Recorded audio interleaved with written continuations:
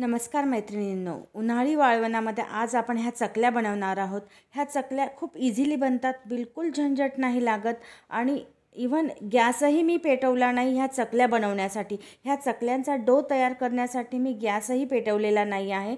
खूप इझिली ह्या चकल्या तयार होतात।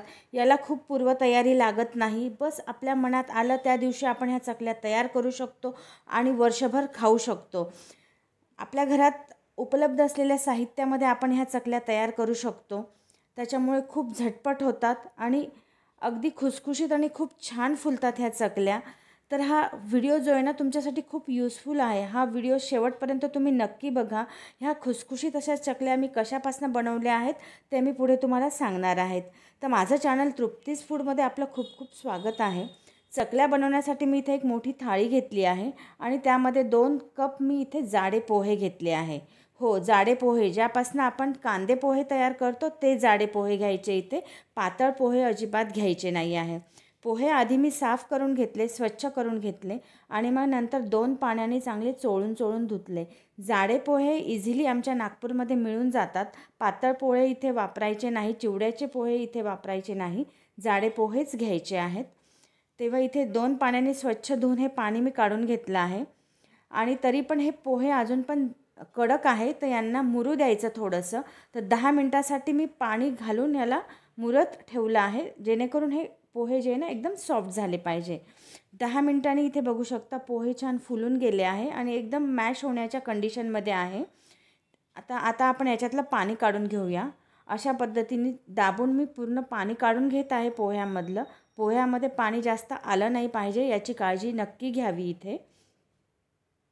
तर अशा पद्धतीने सगळे पोहे मी दाबून पाणी काढून इकडे करून घेते दुसऱ्या थाळीमध्ये आणि याला आपण आता मॅश करून घेऊया हाताच्या साहाय्याने। तर हे खूप इझिली मॅश होतात, छान मुरले आहेत हे पोहे, त्यामुळे इझिली मॅश होतात। इथे पाणी जास्त आलं तर हे पोह्यांचं डो जो आहे पातळ होईल। तर याला छान मॅश करून आपल्याला एक छानसा डो इथे तयार करून घ्यायचा आहे। मैत्रिणींनो, चॅनलवरती नवीन आला असाल तर माझं चॅनल तृप्तीज फूड नक्की सबस्क्राईब करा, बेल आयकॉन दाबा, तेव्हा तुम्हाला नोटिफिकेशन मिळत जाईल माझ्या व्हिडिओची। तर असं हे छान मॅश झाल्यानंतर आपण याच्यामध्ये मीठ टाकून घेऊया। अर्धा चमचा मीठ आणि पाव चमचा पापडखार इथे मी टाकला आहे। पापडखार थोडा टाका, जास्त टाकू नका, नाहीतर चकल्या लाल होतील किंवा कडू लागतील।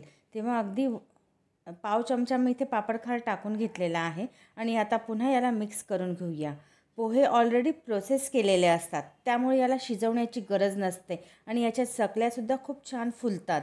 त्याच्यामुळे खूप आपल्याला याला एफर्ट नाही द्यावा लागत, खूप इझिली हे होतं आणि पोहे आपल्या घरात नेहमी अवेलेबल असतात, त्याच्यामुळे आपण हे केव्हाही करू शकतो।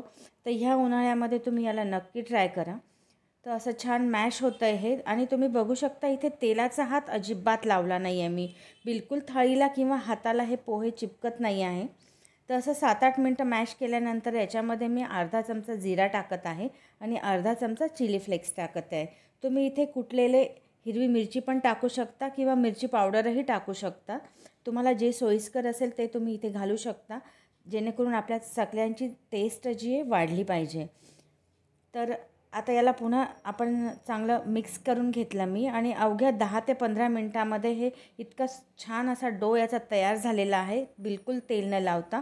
चकल्यांसाठी हा डो आता एकदम परफेक्ट तयार आहे। तर चला पटकन आपण याच्यात चकल्या वळून घेऊया। चकल्या वळण्यासाठी मी साचा घेतला आहे पितळाचा, त्यात ही चकलीची प्लेट टाकून घेते आहे आणि हा डो जो आहे एकदा पुन्हा मळून घेते, म्हणजे आपल्या चकल्या वळताना तुटल्या नाही पाहिजे। तर हा डो आता साच्यामध्ये घालून घेऊया आणि याचं झाकण छान व्यवस्थित पॅक लावून आणि चकल्या ज्या आहे आपण इथे वळून घेऊया। तर इथे मी घरामध्येच तुम्हाला कॅमेऱ्यासमोर 2-3 चकल्या वळून दाखवते। ॲक्च्युली ह्या उन्हामध्ये वळायच्या असतात। तर याचं तोंड जे आपल्याला ना चकल्यांचं व्यवस्थित बंद करायचं, नाही तर चकल्या ना तळताना ज्या आहे ना खुलून जातात, उघडून जातात। त्याच्यामुळे चकल्या वळताना चकल्यांचं तोंड व्यवस्थित दाबून द्यायचं आहे। तर अशा पद्धतीने बिलकुल न तुटता व्यवस्थितपणे आपली चकली निघत आहे। आपण पीठ कुठेही शिजवलं नाही आहे, गॅस अजिबात पेटवलेला नाही आहे। तर अशा प्रकारे तुम्ही बघू शकता खूप व्यवस्थित आणि छान चकल्या तयार होतात ह्या। चला तर याला आता फटाफट उन्हामध्ये वाळत घालूया। तर बाकीच्या चकल्या पण मी इथे उन्हामध्ये काढून घेतल्या आहेत। 250 ग्रॅम पोह्याच्या इथे 30 चकल्या बनल्या आहेत. म्हणजे 1 किलो पोह्याच्या साधारण 120 चकल्या बनू शकतात. तर संध्याकाळी ऊन गेल्यानंतर तुम्ही बघू शकता ह्या चकल्या किती व्यवस्थित कपड्यापासून वेगळ्या होत आहे. जाडी सतरंजी वापरली आहे मी इथे. तर व्यवस्थितपणे ह्या चकल्या कपड्यापासून व्यवस्थितपणे वेगळ्या होतात, न तुटता व्यवस्थित अशा. तर याला आता उलट्या करून टाकूया आणि पुन्हा 2 ते 3 दिवस याला आपल्याला छान कडक ऊन द्यायचं आहे आणि 2 ते 3 दिवसाच्या उन्हामध्ये ह्या चकल्या व्यवस्थित वाळणार आहे आणि आपण ह्या वर्षभर साचवून ठेवू शकतात. तर ह्या ज्या चकल्या आहेत ह्या आता मी सध्या कपड्याच्या साह्याने घरात झाकून ठेवते आणि पुन्हा 2 दिवस याला छान कडकडीत ऊन देते. 2 दिवसाच्या उन्हानंतर ह्या चकल्या एकदम व्यवस्थित वाळल्या आहेत. याला डब्यात भरून आपण वर्षभर ठेवू शकतो, कारण याला आपण कुठेही तेल लावलेलं नाही आहे. त्याच्यामुळे याला अजिबात वास लागणार नाही आहे. तुम्ही वर्षभर ह्या चकल्यांचा आस्वाद घेऊ शकतात आणि ह्या पोह्यांच्या चकल्या तुम्ही नक्की ट्राय करा. तर चला पटकन तळून बघूया. ॲक्च्युली तेल छान गरम केलं मी, पण ह्या चकल्यांचे तोंडं व्यवस्थित बंद नाही झाले. त्याच्यामुळे तुम्ही इथे बघू शकता ह्या चकल्या तळता तळता उघडून जातात अशा प्रकारे. त्याच्यामुळे चकल्या जेव्हा आपण वळत असतो ना, तेव्हा त्याचे तोंड छान व्यवस्थित बंद करायचे आहे. खूप छान फुलल्या आहे चकल्या. तुम्ही बघू शकता एक छोटीशी चकलीची किती मोठी चकली तळून झालेली आहे ही. तेव्हा आजची रेसिपी तुम्हाला कशी वाटली मला कमेंट सेक्शनमध्ये नक्की सांगा.